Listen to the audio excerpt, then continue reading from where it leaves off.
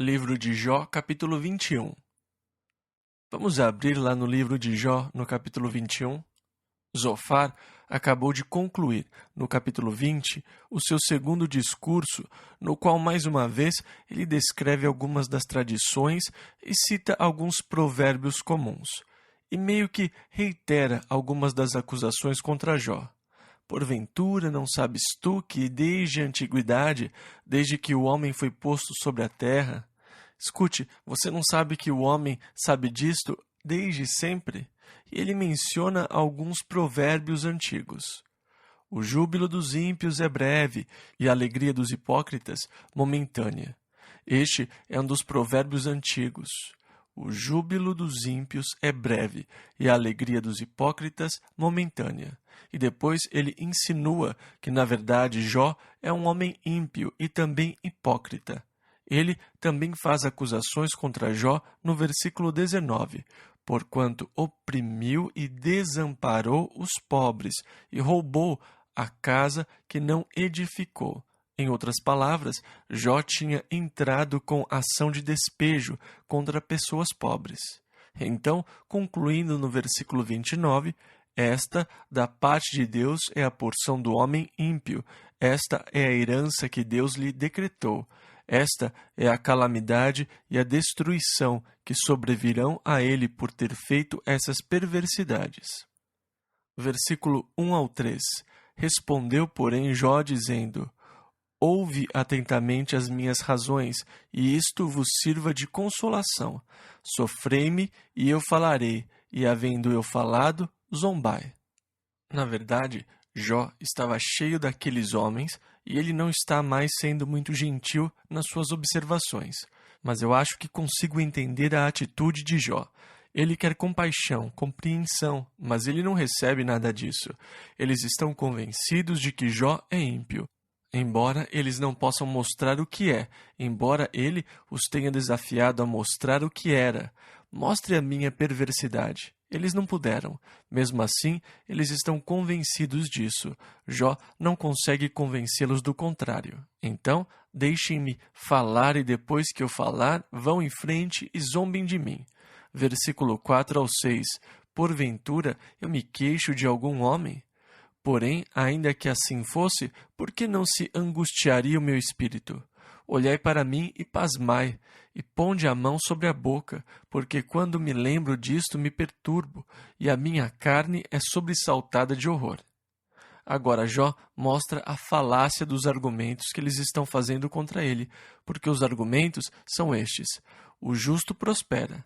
Se você realmente for justo, você vai prosperar. Isso é natural. E se você for ímpio, a calamidade certamente virá. Portanto, toda calamidade que surgir na sua vida é um sinal certo de maldade, e toda prosperidade é um sinal certo de justiça. Esta é a base da filosofia falaciosa. Agora, o Novo Testamento fala contra essa mesma filosofia, contra os que acham que a religiosidade é um modo de ganho ou de prosperidade. Isso é falado no Novo Testamento. Lá em 1 Timóteo, capítulo 6, versículo 5, aparta-te dos tais, falando sobre os que dizem que viver uma vida piedosa é uma maneira de ser próspero. Mas Jó derruba essa filosofia mostrando alguns fatos básicos, que são, versículo 7 ao 13. Por que razão vivem os ímpios, envelhecem e ainda se robustecem em poder? A sua decência se estabelece com eles perante a sua face, e os seus renovos perante os seus olhos. As suas casas têm paz, sem temor, e a vara de Deus não está sobre eles. O seu touro gera e não falha, pare a sua vaca e não aborta. Fazem sair as suas crianças, como a um rebanho, e seus filhos andam saltando. Levantam a voz ao som do tamboril e da harpa, e alegram-se ao som do órgão. Na prosperidade gastam os seus dias, e no momento descem à sepultura.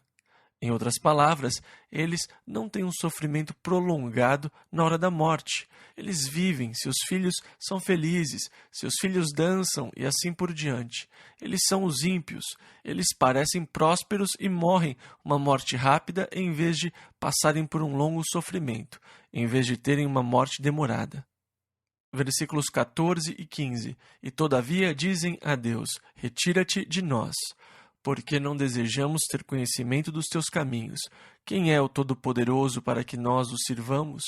O que nos aproveitará que lhe façamos orações? Em outras palavras, eles desprezam a Deus, eles fogem de Deus, eles dizem: ah, por que deveríamos servir a Deus? Veja, eu sou feliz, eu tenho tudo o que eu quero. Por que eu preciso de Deus? Sabe, Deus pode sumir no que me diz respeito. Eu não preciso dele, eu estou muito bem. E Jó disse que esse é o caminho dos ímpios. Agora, você diz que os ímpios são cortados, o ímpio é amaldiçoado, que são isolados. Mas espere um pouco, não é isso que eu vejo. Muitas vezes os ímpios prosperam e prosperam abundantemente. Na verdade, no Salmo 73, ele relata uma situação que quase fez o salmista escorregar. Se você puder abrir no Salmo 73 agora, você vai ver que o salmista tinha notado as mesmas coisas que Jó em relação ao ímpio, porque ele declara: verdadeiramente bom é Deus para com Israel, para com os limpos de coração. Salmo 73, versículo 1. Em outras palavras, ele começa com uma verdade básica, fundamental. Eu sei disso, Deus é bom. Eu sei disto. É importante que você saiba disso. É importante que você tenha certas verdades fundamentais sobre as quais se firmar, as quais você pode recorrer, porque nem sempre você vai entender por que certas coisas acontecem com você. Você não vai entender. Então, sempre que você se depara com alguma coisa que você não entende, você deve voltar ao que entende, as verdades fundamentais. E esta é uma: Deus é bom. Eu sei disso. E o salmista disse: eu sei que Deus é bom. Vamos continuar lendo o Salmo 73, versículo 2 ao 12. Quanto a mim, os meus pés quase que se desviaram, pouco faltou para que escorregassem os meus passos, pois eu tinha inveja dos nécios, quando via a prosperidade dos ímpios, porque não há apertos na sua morte. A mesma coisa, eles não passam por longos períodos de sofrimento antes de morrerem. Eles parecem morrer logo, sem muito sofrer. Mas firme está a sua força. Não se acham em trabalhos como outros homens, nem são afligidos como outros homens. Por isso, a soberba os cerca como um colar. Vestem-se de violência como de adorno. Os olhos deles estão inchados de gordura. Eles têm mais do que o coração podia desejar. São corrompidos e tratam maliciosamente de opressão. Falam arrogantemente. Põem as suas bocas contra os céus e as suas línguas andam pela terra. Por isso o povo dele volta aqui, e águas de copo cheio se lhes espremem. E eles dizem: como o sabe Deus? Há conhecimento no Altíssimo? Eis que estes são ímpios e prosperam no mundo, aumentam em riquezas. Vejam, o salmista notou a mesma coisa que Jó, que muitas vezes o ímpio prospera. Na verdade, muitas vezes eles prosperam abundantemente. E Jó disse: seus filhos crescem diante deles. Eles não têm problemas, seus bois se multiplicam, suas vacas não abortam, eles prosperam. Eles são abençoados e eles ainda amaldiçoam Deus.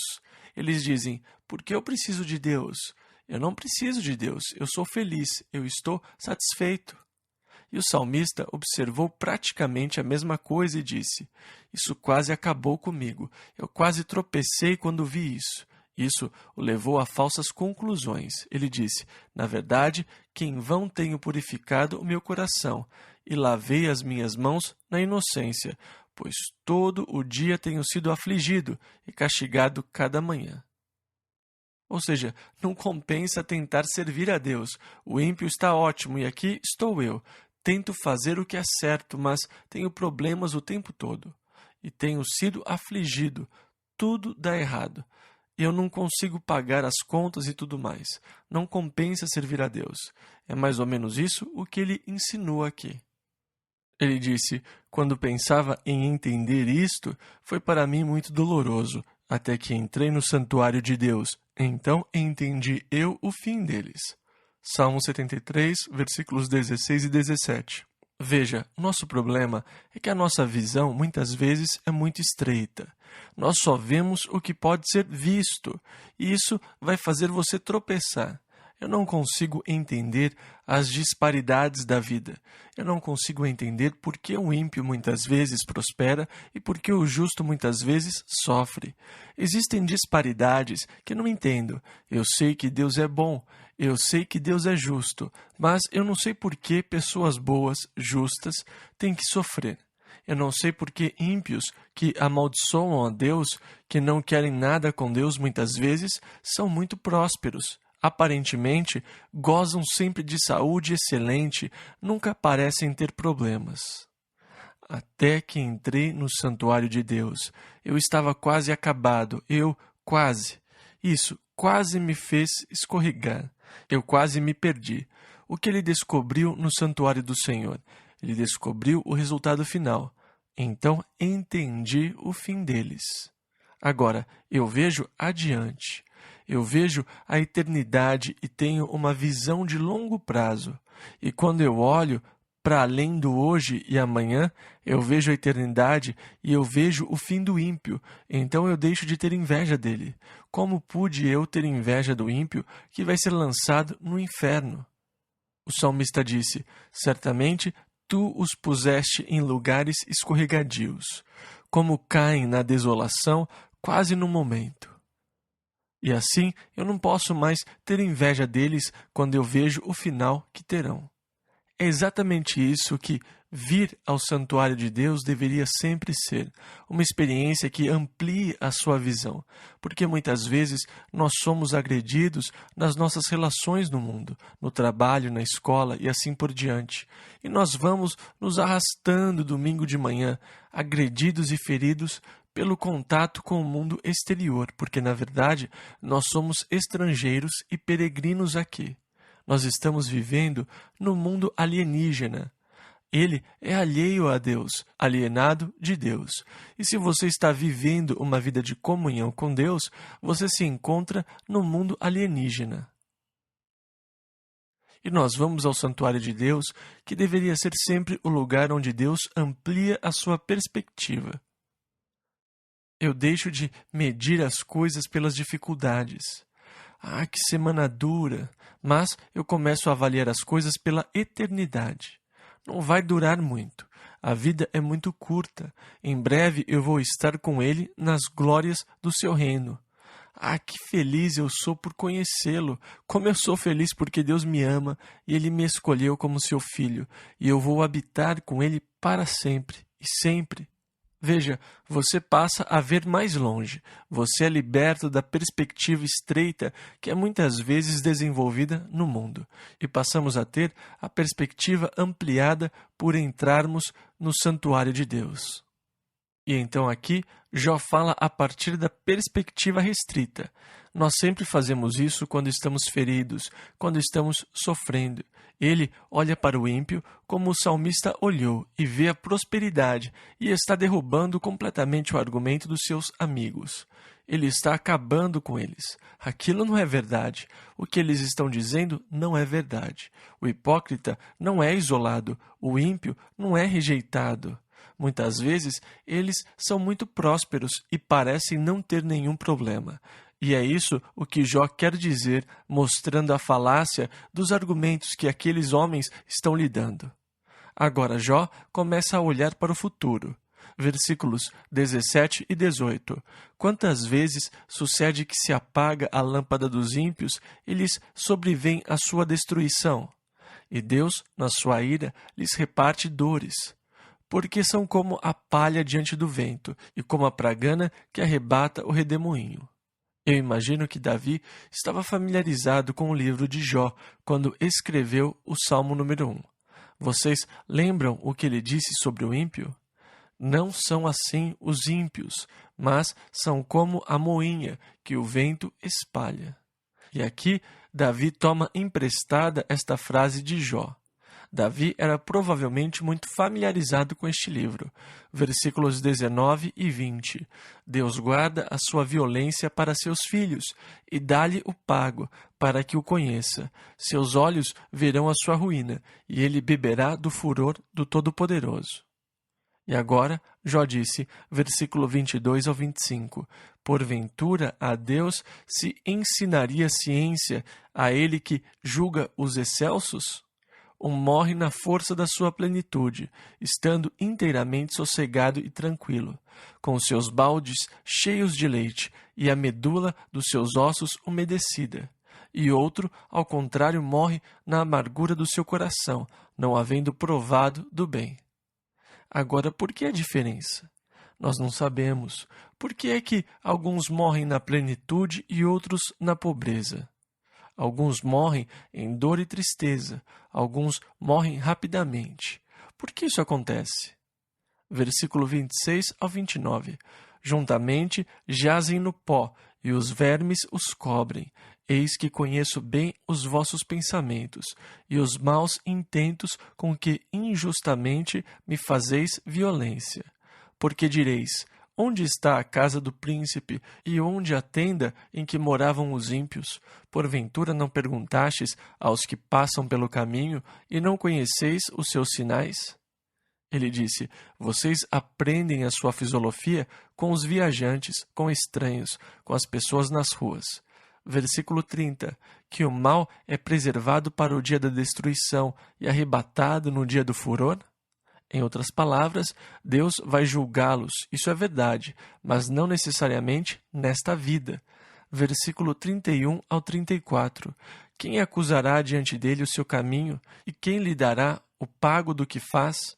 Finalmente é levado à sepultura, e vigiam-lhe o túmulo. Os torrões do vale lhe são doces, e o seguirão todos os homens, e adiante dele foram inumeráveis. Como, pois, me consolais com vaidade? Pois nas vossas respostas ainda resta a transgressão. Como vocês podem como vocês podem me confortar com esse tipo de argumento, quando na verdade eles não são consistentes? Quando eles não são lógicos, quando eles não condizem com a realidade. Livro de Jó, capítulo 22. E então agora Elifas toma a palavra. É a mesma história de sempre. Ele acusa Jó de ser ímpio e, na verdade, ele faz terríveis acusações. Ele disse, versículo 2 ao 4, porventura, será o homem de algum proveito a Deus? Antes, a si mesmo o prudente será proveitoso. Ou tem o Todo-Poderoso prazer em que tu sejas justo, ou algum lucro em que tu faças perfeitos os teus caminhos? Ou te repreende pelo temor que tem de ti, ou entra contigo em juízo? Em outras palavras, Jó, você acha que você acrescenta qualquer coisa a Deus? Deus ganha alguma coisa se você for bom? Se você se justificar, Deus não ganha nada. Mas, versículos 5 ao 9, porventura não é grande a tua malícia e sem termo as tuas iniquidades? Porque sem causa penhoraste a teus irmãos, e aos nus despojaste as vestes. Não deste ao cansado água a beber, e ao faminto retiveste o pão. Mas para o poderoso era a terra, e o homem tido em respeito habitava nela. As viúvas despediste vazias, e os braços dos órfãos foram quebrados. E então agora, estas são as acusações que ele faz contra Jó. Elas não têm fundamento. Ele supõe estas coisas, mas não existe absolutamente nenhuma prova sobre elas, e Jó não responde imediatamente. Mas daqui a alguns capítulos, Jó vai responder a estas acusações.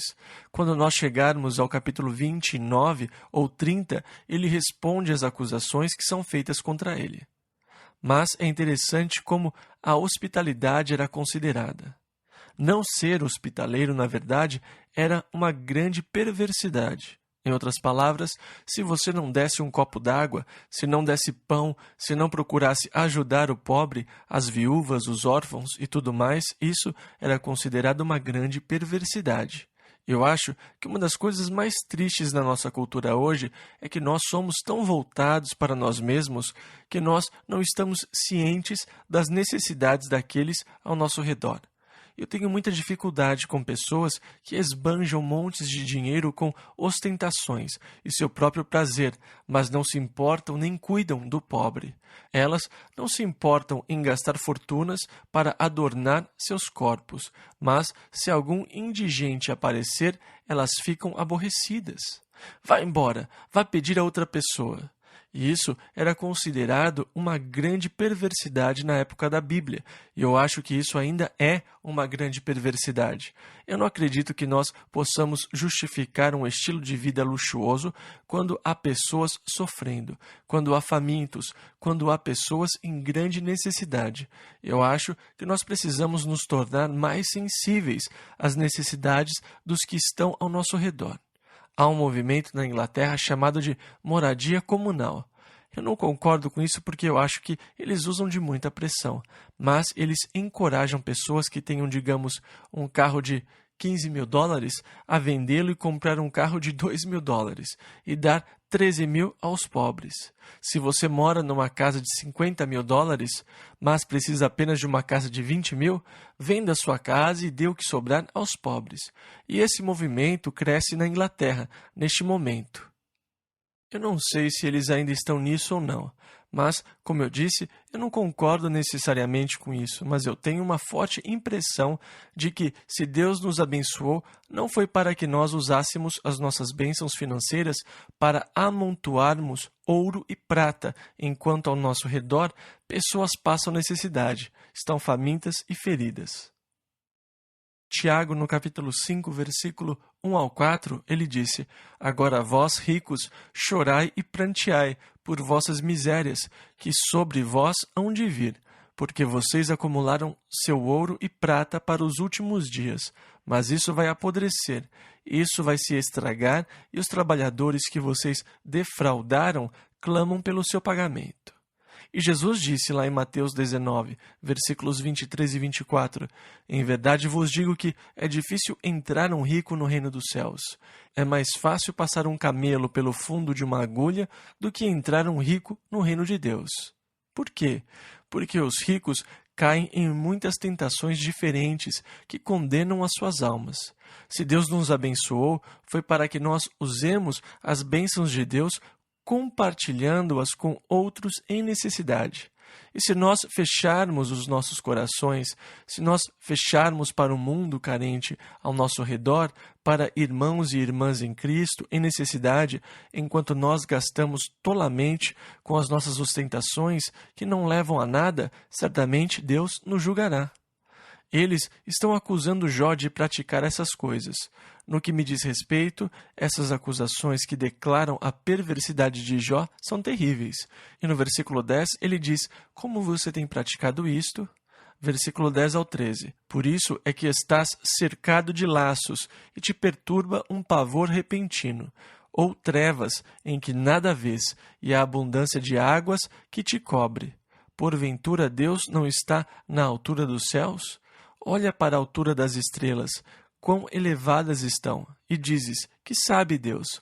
Porventura julgará ele através da escuridão? Agora, ele está acusando Jó de forma falsa. Ele diz: Jó, você diz se Deus pode vê-lo quando está nublado. Deus está no céu e ele não consegue ver através das nuvens. Mas Jó não disse isso. E esse cara está falando de forma dura com Jó. Versículo 14 ao 22. As nuvens são esconderijo para ele, para que não veja, e passeia pelo circuito dos céus. Porventura, queres guardar a vereda antiga que pisaram os homens iníquos? Eles foram arrebatados antes do seu tempo. Sobre o seu fundamento um dilúvio se derramou. Dizem a Deus: retira-te de nós. E que foi que o Todo-Poderoso nos fez? Contudo, ele encheu de bens as suas casas, mas o conselho dos ímpios esteja longe de mim. Os justos o veem e se alegram, e o inocente escarnece deles, porquanto o nosso adversário não foi destruído, mas o fogo consumiu o que restou deles. Apega-te, pois, a ele e tem paz, e assim te sobrevirá o bem. Aceita, peço-te, a lei da sua boca e põe as suas palavras no teu coração. O seu conselho para Jó é: acerte-se com Deus, busque a Deus. Encontre a Deus e fique então em paz. Dê ouvido às suas palavras. Sigam. Versículo 24 ao 27. E deitares o teu tesouro no pó, e o ouro de Ofir nas pedras dos ribeiros. Então o Todo-Poderoso será o teu tesouro, e a tua prata acumulada, porque então te deleitarás no Todo-Poderoso, e levantarás o teu rosto para Deus. Orarás a Ele, e Ele te ouvirá, e pagarás os teus votos. Versículo 3. Ah, se eu soubesse onde o poderia achar, então me chegaria ao seu tribunal. Ou seja, digam-me onde encontrar Deus e ter paz, se eu soubesse onde encontrá-lo. No íntimo do coração de cada um existe um desejo por Deus, há uma busca por Deus, há uma procura por Deus. No seu livro, O Natural e o Sobrenatural, em tradução livre, o Dr. Henry Drummond disse: em cada citoplasma do homem existem pequenos tentáculos que procuram alcançar o Deus Pai. Ah, se eu soubesse onde encontrá-lo! É o clamor, então, de muitos corações, de pessoas que buscam e procuram por Deus. Mas, muitas vezes, na nossa busca por Deus, nós procuramos em lugares errados. E assim como Jó, versículos 8 e 9, eis que me adianto, ali não está. Se torno para trás, não o percebo. Se opera à esquerda, não o vejo. Se encobre à direita, não o diviso. Ah, como eu gostaria de encontrar Deus! E ele diz no versículo 6, ele não iria contender comigo como vocês estão fazendo. Ele iria me ajudar, ele iria me fortalecer. Se eu pudesse encontrá-lo, eu sei. Mas eu procuro em todo lugar, eu vou adiante, eu volto para trás, vou para a direita, para a esquerda, eu sei que ele está ali, mas eu não o vejo, eu não consigo vê-lo, eu não consigo encontrar Deus. Ele está procurando nas coisas materiais, ele tenta encontrar Deus numa forma material. Você nunca vai ver ou encontrar Deus em formas materiais. Deus é espírito, e importa que os que o adorem em espírito e em verdade. Lemos isso em João 4, 24. E Deus procura a tais que assim o adorem.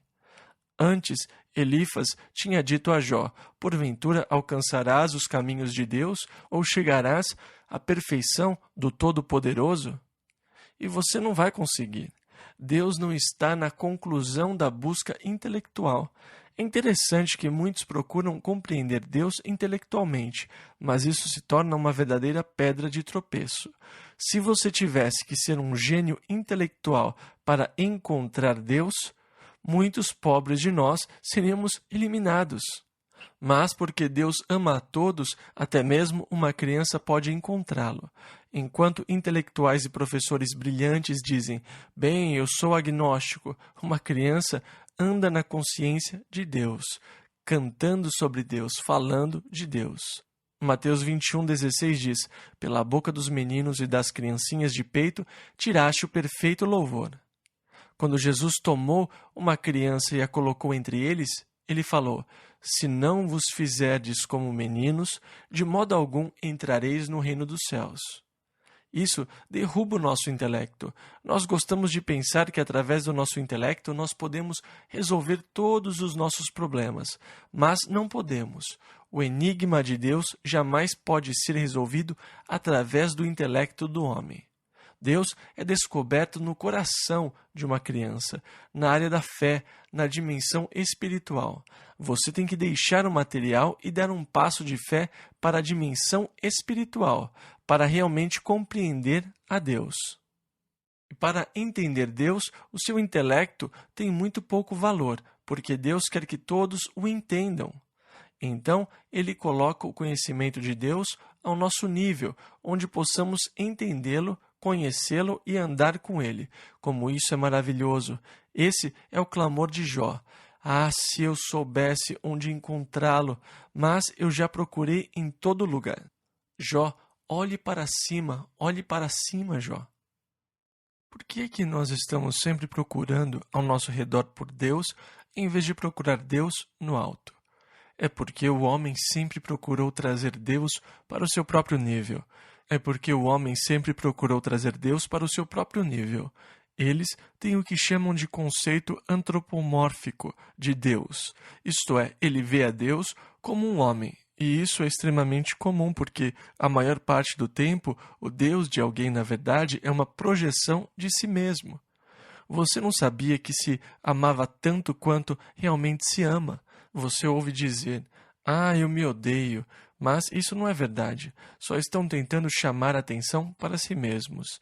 Eu sou terrível, eu sou horrível, mas querem que você diga, não, você não é, você é maravilhoso. Nós nos amamos muito, muito mesmo. Você já ouviu dizer que quanto mais tempo as pessoas vivem juntas, mais elas se parecem? Sabe a resposta do psicólogo para isso? Na verdade, você se ama tanto que quando você está escolhendo um parceiro, geralmente você encontra alguém que se parece com você e você se casa com ele.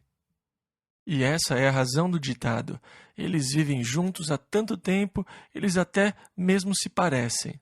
Bem, sabe o que aconteceu? Você conseguiu fazer uma previsão e escolheu alguém que se parecesse com você. Se nós tirássemos uma foto de vocês esta noite com uma lente de grande abertura angular, e se a foto fosse ampliada e colocada aqui na tela, qual seria a primeira pessoa que você procuraria? Agora, o homem se projeta para a imensidão. É assim que seria se eu fosse Deus. É isto o que eu faria se eu fosse Deus. É aqui onde eu viveria se eu fosse Deus. É assim que eu responderia se eu fosse Deus. Então isso se torna uma projeção de si mesmo. Ele se projeta numa espécie de imensidão e depois adora a sua projeção, a projeção de si mesmo. Eu sempre ouço as pessoas dizerem, eu não sei por que Deus permitiu que isso acontecesse comigo. O que elas estão dizendo é, se eu fosse Deus, eu certamente não teria cometido este erro. Se eu estivesse conduzindo as coisas, eu teria feito muito melhor que isto.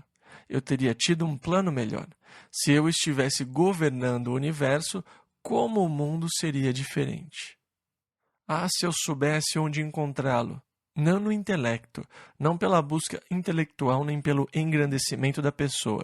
Deus é encontrado em Jesus Cristo. Ele disse, quem me vê a mim, vê o Pai. Eu sou o caminho e a verdade e a vida. Ninguém vem ao Pai a não ser por mim. Se eu soubesse onde encontrá-lo. Jesus disse, vinde a mim, e aqueles que o fizeram encontraram Deus. De crianças a professores universitários, todos nós temos que ir pelo mesmo caminho, deixando de lado nosso talento intelectual e se ajoelhando aos pés da cruz e dizendo, Senhor, tem misericórdia de mim, pecador. Então eu encontro Deus. Agora, depois de Jó dizer, eu não consigo encontrá-lo, ele é capaz de fazer aquelas clássicas afirmações. No meio da sua depressão e da sua agonia e tudo mais, ele vem com aquelas joias e depois volta ao fundo do poço. É como se ele subisse numa montanha russa por um momento, irrompendo em glória e depois voltasse para o buraco. Então, de repente, ele sai da montanha e diz, versículo 10, porém, ele sabe o meu caminho. Eu não consigo encontrá-lo, mas ele sabe o caminho que tomei. Versículo 10 ainda. Provando-me ele, sairei como o ouro. Bem lá no fundo, existe uma fé sólida que sustenta esse homem.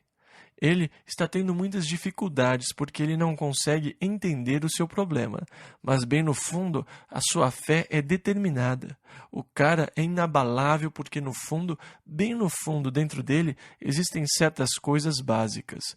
Eu sei que Deus sabe o caminho que tomei e quando ele me provar, eu vou sair como ouro. Deus tem um propósito. Eu vou sair disso. Eu vou sair disso aqui purificado. Talvez Pedro estivesse pensando em Jó quando escreveu, Amados, não estranheis a ardente prova que vem sobre vós para vos tentar, como se coisa estranha vos acontecesse. Sabendo que a prova da vossa fé é muito mais preciosa do que o ouro que perece e é provado pelo fogo. Pedro fala sobre o processo de refinação de Deus, pelo qual as impurezas são removidas. Então, na verdade, Jó vê tudo isso como uma obra para a remoção das impurezas.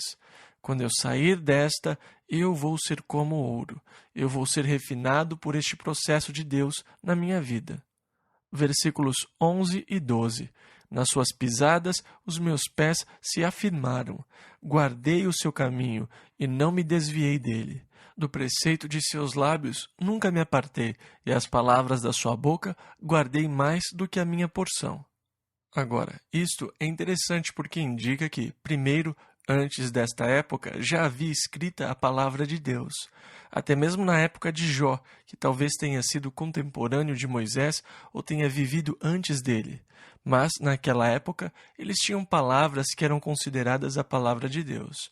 As palavras da sua boca guardei mais do que a minha porção. Qual a importância que você dá à palavra de Deus? Existe um homem natural, existe o homem espiritual. Os que são nascidos de novo são os dois, e é aí que está o problema. O espírito cobiça contra a carne contra o espírito. Eles se opõem um ao outro, há uma guerra. Agora, eu cuido que o meu homem natural seja alimentado regularmente e bem. Eu admito colocar muita porcaria nele, mas basicamente eu procuro cuidar da minha dieta. Não é uma dieta específica, é o que eu como. Eu não restrinjo, mas eu cuido.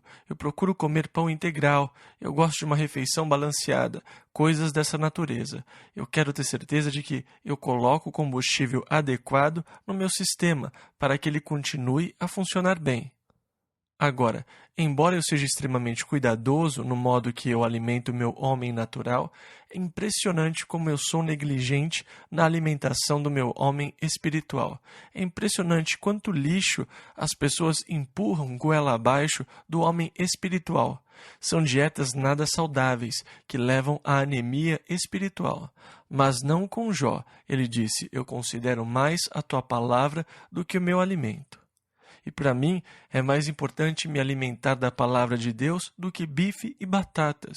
Seria importante se cada um de nós tivesse a mesma atitude em relação ao alimento espiritual do homem espiritual, que estivéssemos interessados em alimentar o homem espiritual. Agora, existe apenas uma coisa que realmente alimenta o homem espiritual: a palavra de Deus. Essa é a comida do homem espiritual. Você precisa se alimentar dela. E Jó disse: as palavras da sua boca guardei mais do que a minha porção. Versículo 13 ao 17. Mas, se ele resolveu alguma coisa, quem então o desviará? O que a sua alma quiser, isso fará, porque cumprirá o que está ordenado a meu respeito, e muitas coisas como estas ainda tem consigo.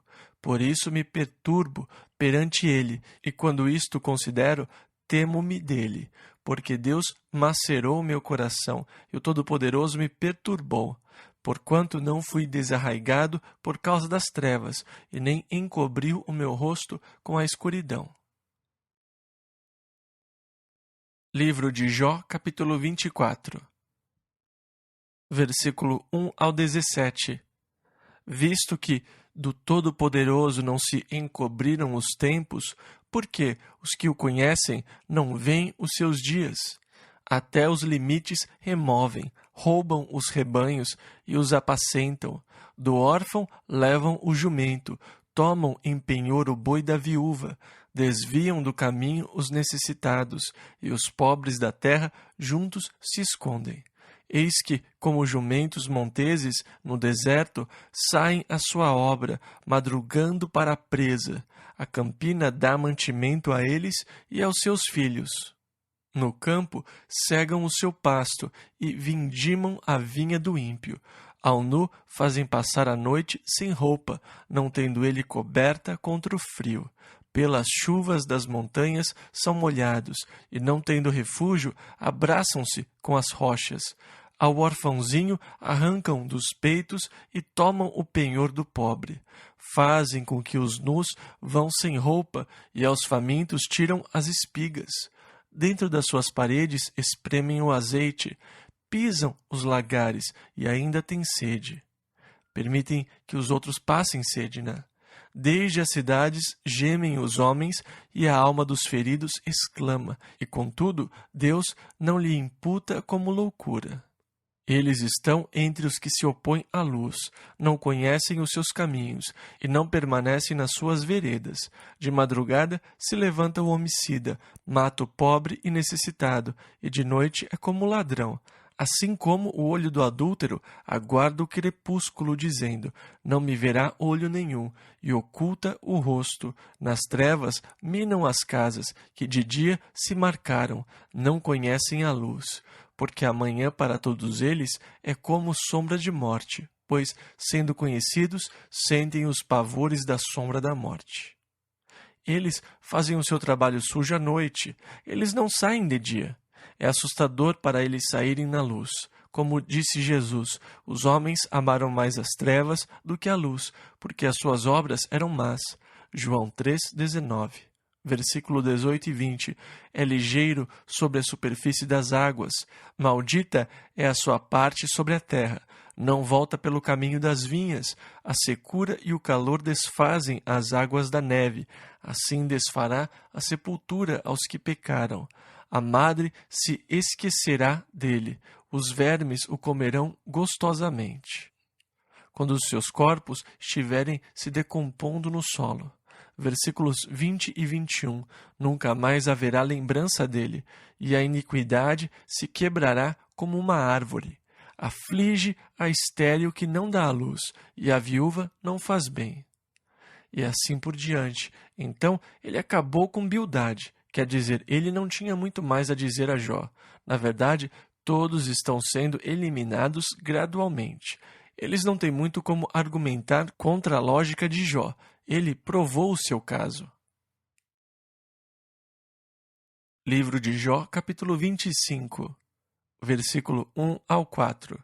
Então respondeu Bildade, o suíta, e disse, falando sobre Deus, com ele estão domínio e temor, ele faz paz nas suas alturas. Porventura tem número as suas tropas? E sobre quem não se levanta a sua luz? Como, pois, seria justo o homem para com Deus?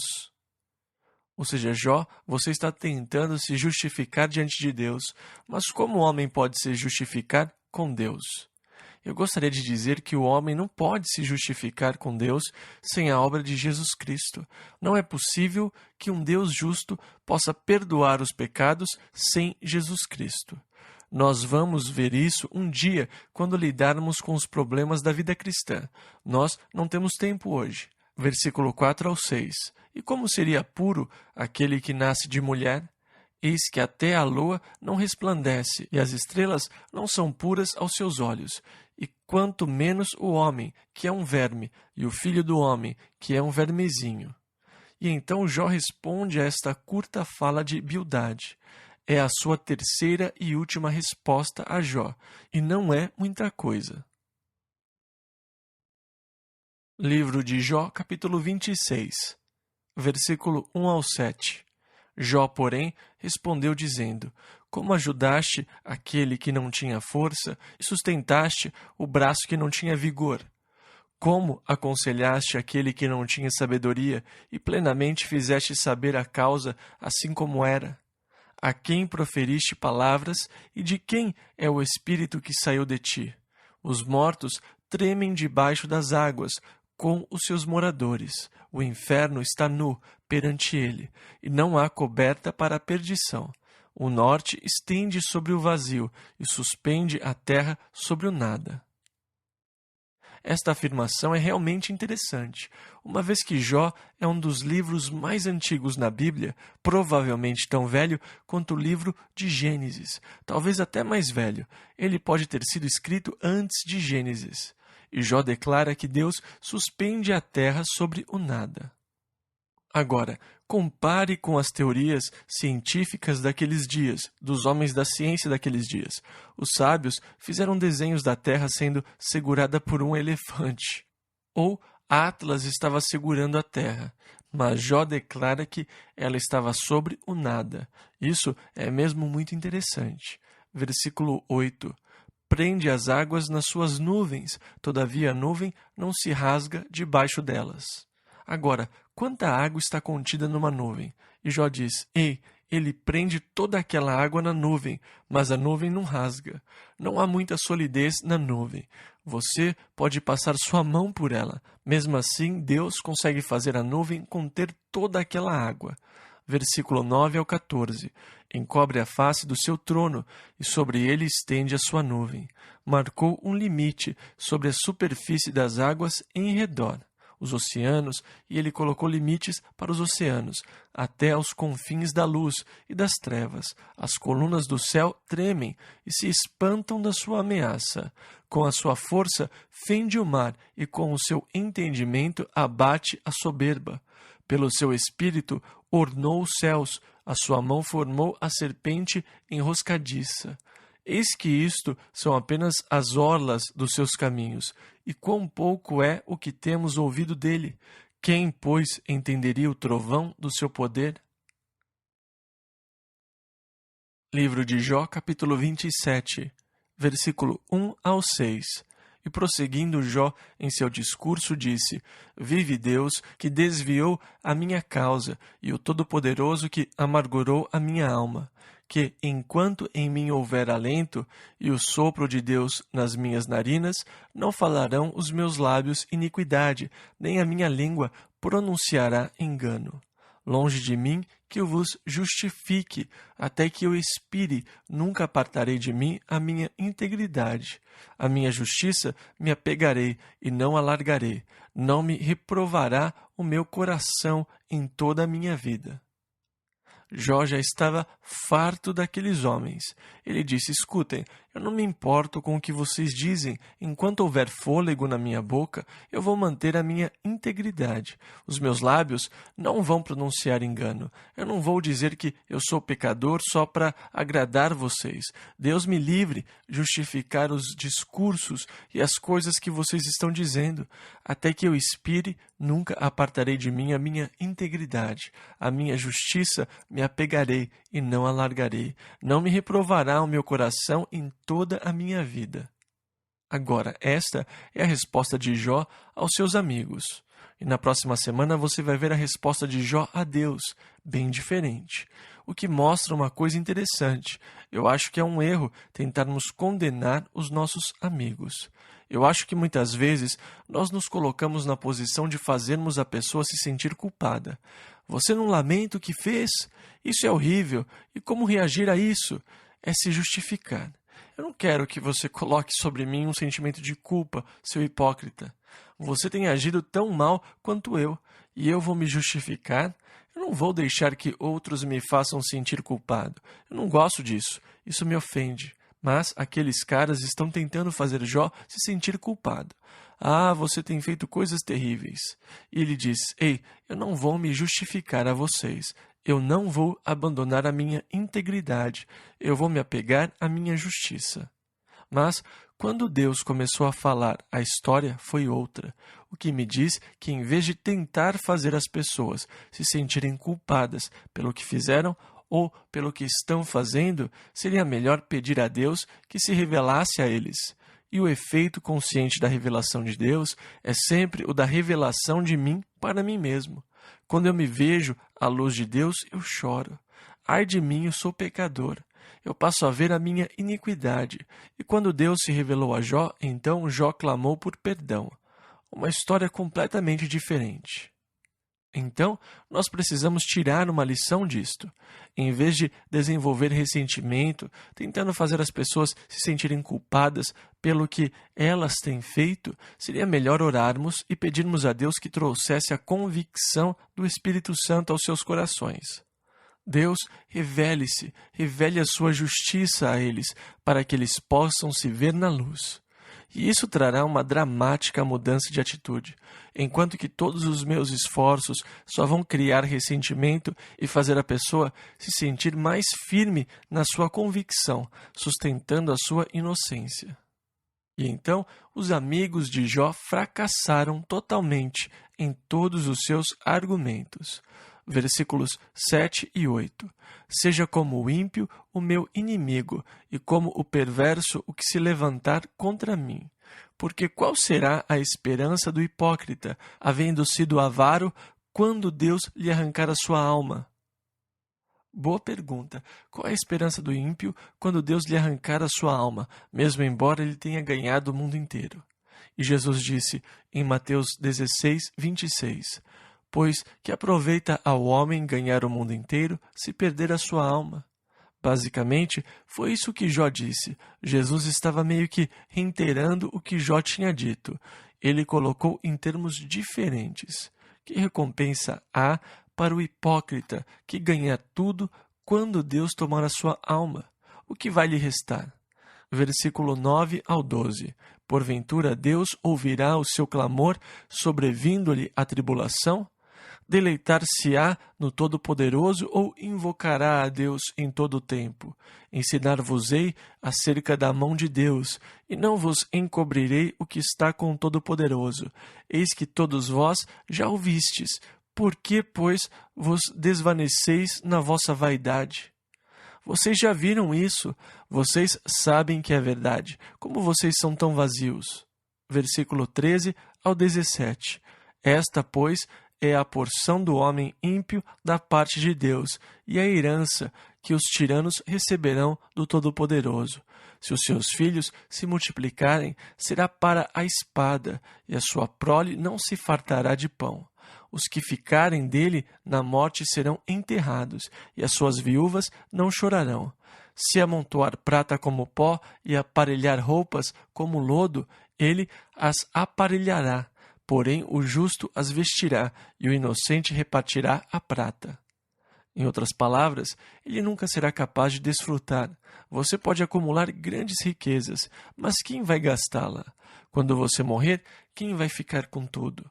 Você não vai levá-las com você. Agora Jó vê o lugar do ímpio e do hipócrita. Eles estão como que acusando Jó. Ei, você está dizendo que o hipócrita e o ímpio se dão bem. E Jó diz, não, você não me entendeu. Você sabe tão bem quanto eu que o dia deles vai chegar. Eu não estou dizendo que é assim que se vive. Eu sei qual é o final desse tipo de vida. Eu não estou defendendo este estilo de vida porque eles vão ser cortados. Eles vão perder tudo. Eles vão ser destruídos. Ele prepara as roupas, mas outra pessoa vai vestir.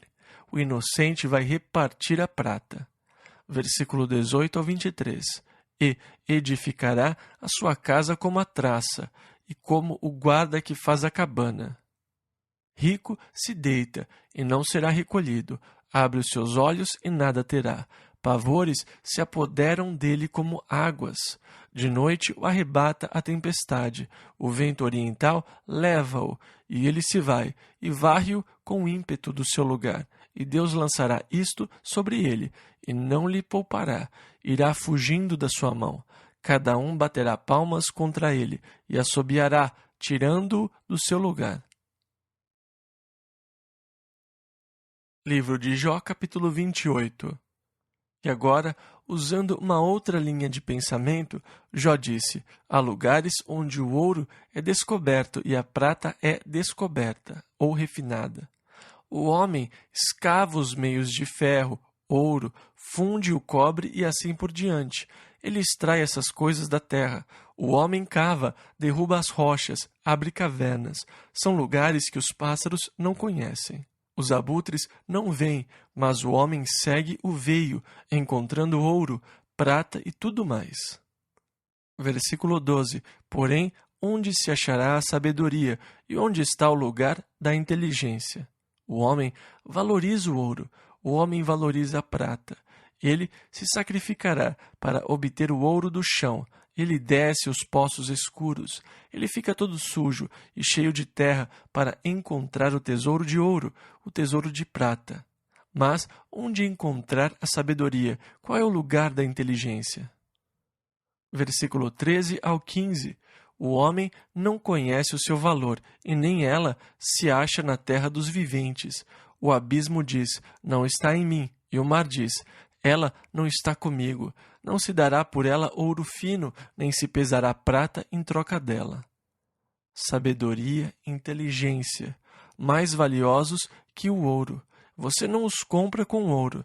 Eles não podem ser adquiridos com prata. Versículo 16 ao 28.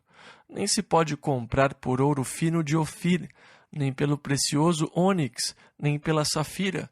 Com ela não se pode comparar o ouro nem o cristal. Não se trocará por joia de ouro fino. Não se fará menção de coral nem de pérolas, porque o valor da sabedoria é melhor que o dos rubis. Não se lhe igualará o topázio da Etiópia, nem se pode avaliar por ouro puro. Donde, pois, vem a sabedoria? E onde está o lugar da inteligência? Pois está encoberta aos olhos de todo o vivente e oculta às aves do céu. A perdição e a morte dizem: ouvimos com os nossos ouvidos a sua fama. Deus entende o seu caminho e ele sabe o seu lugar. Porque ele vê as extremidades da terra e vê tudo o que há debaixo dos céus. Quando deu peso ao vento e tomou a medida das águas, quando prescreveu leis para a chuva e caminho para o relâmpago dos trovões. Então a viu e relatou, estabeleceu-a e também a esquadrinhou, e disse ao homem: eis que o temor do Senhor é a sabedoria, e apartar-se do mal é a inteligência. A sabedoria é mais valiosa que joias, que ouro. Você não consegue comprá-la. Sabedoria e inteligência. O homem sabe como encontrar ouro. Ele sabe como extraí-lo do solo. Mas a sabedoria e a inteligência, onde podem ser encontradas? Com Deus está a sabedoria. Com Deus está a inteligência. E Deus declarou: esta é a declaração de Deus. O temor do Senhor, a reverência a Deus, isso é sabedoria. E apartar-se do mal, isso é inteligência. É tremendo. Livro de Jó, capítulo 29, versículo 1. E prosseguiu Jó no seu discurso, dizendo: ele tem muito a dizer. Bildade terminou, e então Jó pensou: eu vou continuar. E agora é só um lamento sobre os dias anteriores às suas aflições. Ele olha para trás e se lembra da sua glória passada. Versículo 2 ao 5. Ah, que me dera ser como eu fui nos meses passados, como nos dias em que Deus me guardava, quando fazia resplandecer a sua lâmpada sobre a minha cabeça e quando eu pela sua luz caminhava pelas trevas.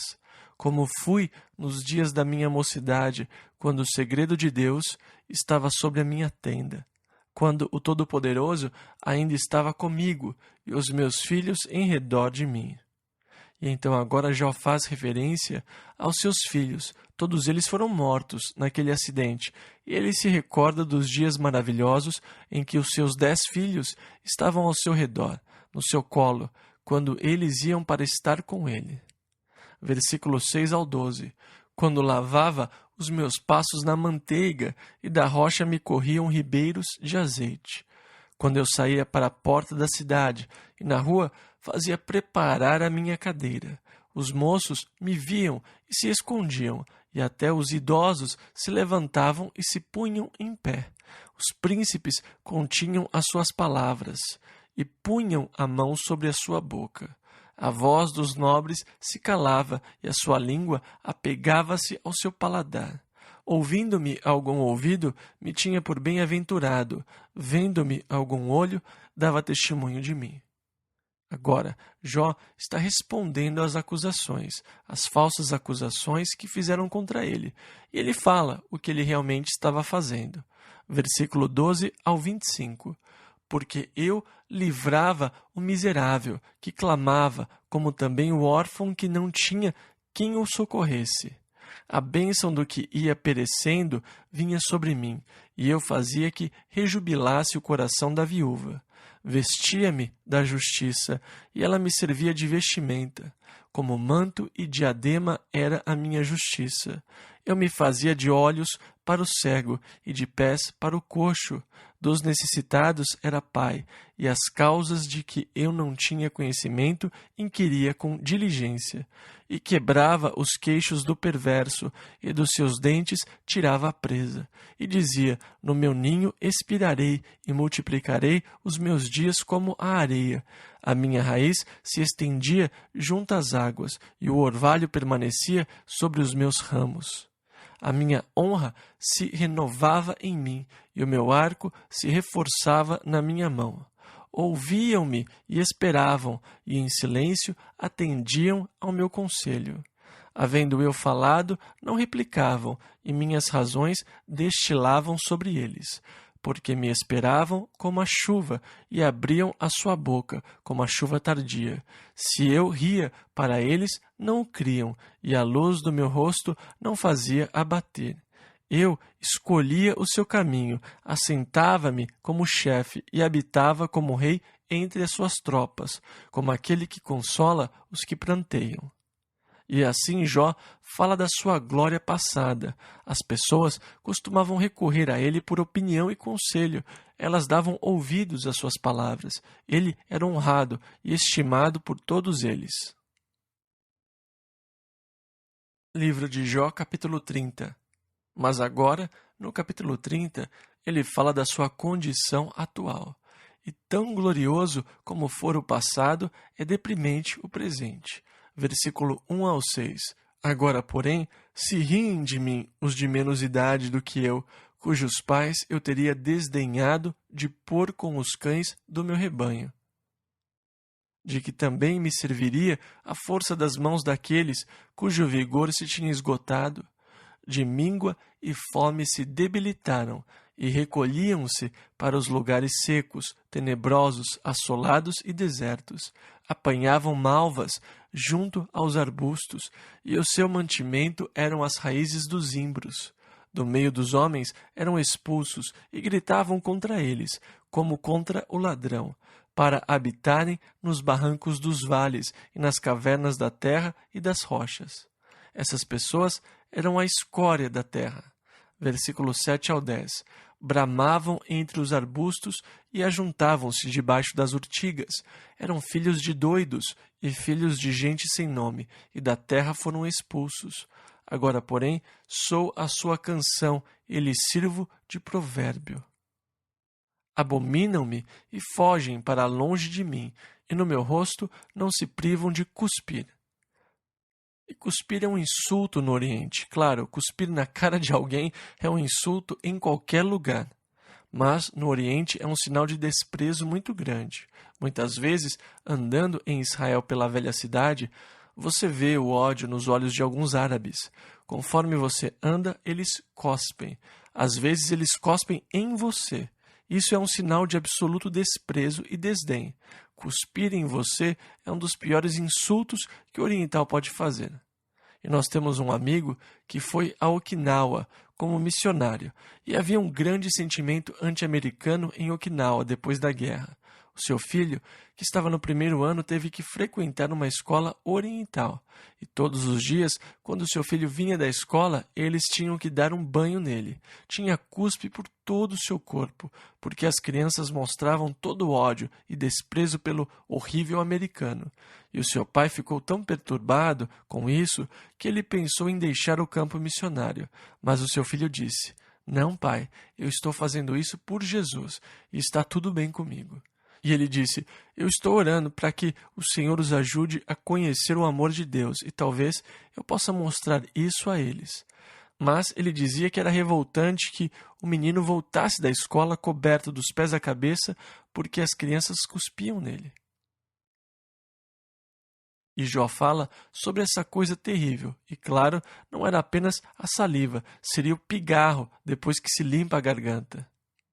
E a minha esposa não gosta que eu diga essas coisas, mas sabe, vocês têm que ouvir a verdade, mesmo que ela seja feia. Versículo 11.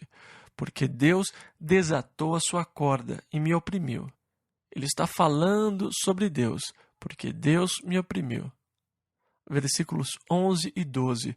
Por isso sacudiram de si o freio perante o meu rosto. À direita se levantam os moços. Agora é isso o que aquelas crianças faziam. Crianças detestáveis. Versículo 12. Empurram os meus pés. Em outras palavras, elas me fazem tropeçar quando eu estou andando. Versículo 12 ao 31. E preparam contra mim os seus caminhos de destruição. Desbaratam-me o caminho, promovem a minha miséria. Contra eles não há ajudador. Vêm contra mim como por uma grande brecha e revolvem-se entre a assolação. Sobrevieram-me pavores, como vento perseguem a minha honra, e como nuvem passou a minha felicidade. E agora derrama-se em mim a minha alma. Os dias da aflição se apoderaram de mim. De noite se me transpassam os meus ossos, e os meus nervos não descansam. Pela grandeza do meu mal está desfigurada a minha veste, que, como a gola da minha túnica, me cinge.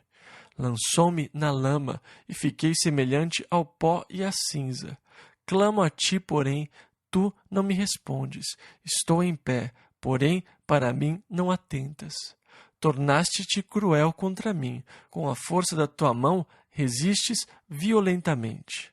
Levantas-me sobre o vento, fazes-me cavalgar sobre ele, e derretes-me o ser, porque eu sei que me levarás à morte e à casa do ajuntamento determinada a todos os viventes.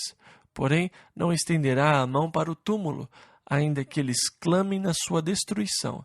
Porventura, não chorei sobre aquele que estava aflito, ou não se angustiou a minha alma pelo necessitado? Todavia, aguardando eu o bem, então me veio o mal. Esperando eu a luz, veio a escuridão. As minhas entranhas fervem e não estão quietas. Os dias da aflição me surpreendem. Denegrido ando, porém não do sol. Levantando-me na congregação clamo por socorro. Irmão, me fiz dos chacais e companheiro dos avestruzes. Enegreceu-se a minha pele sobre mim, e os meus ossos estão queimados do calor. A minha harpa se tornou em luto, e o meu órgão em voz dos que choram. Que condição mais triste, mais trágica a que Jó se encontrava. De uma posição de honra, apreço e tudo mais para o buraco, simplesmente para o buraco. No capítulo 38, finalmente, luz. Então, alegrem-se, nós vamos sair deste buraco. Ah, mas quanto tempo vai levar? Muitas vezes, nós passamos por experiências amargas que não entendemos, e quando nós estamos passando por essas experiências, elas parecem durar para sempre. Dizem que tempo é relativo, e eu estou convencido disso. Se você está passando por uma experiência extremamente agradável, uma hora passa muito rápido, mas se você está sofrendo, uma hora parece a eternidade, a relatividade do tempo. E para Jó, que estava passando por aquelas experiências, parecia uma eternidade. Assim como você, às vezes, passa por provas e testes e parece uma eternidade. Ah, Deus, por quê? E se, diferentemente de Jó, nós não nos firmássemos em verdades básicas fundamentais, nós certamente iríamos cair. Então, o livro de Jó apresenta e nos faz aplicar no nosso pensar a necessidade de estabelecermos verdades fundamentais nas nossas vidas. Deus é bom, Deus é justo, Deus me ama. Eu sei disso. O que eu não sei é por que, uma vez que Ele me ama, Ele permite que certas coisas aconteçam comigo. Ele permite que eu passe por sofrimento, tristeza, dor, mas eu posso ficar tranquilo porque eu sei que Ele me ama e que nada acontece comigo que não tenha sido filtrado pelo seu amor. Deus sabe o caminho que eu percorro quando sou provado, que eu vou sair como ouro. Vamos orar. Pai, nós te agradecemos pelo teu amor e por tua bondade.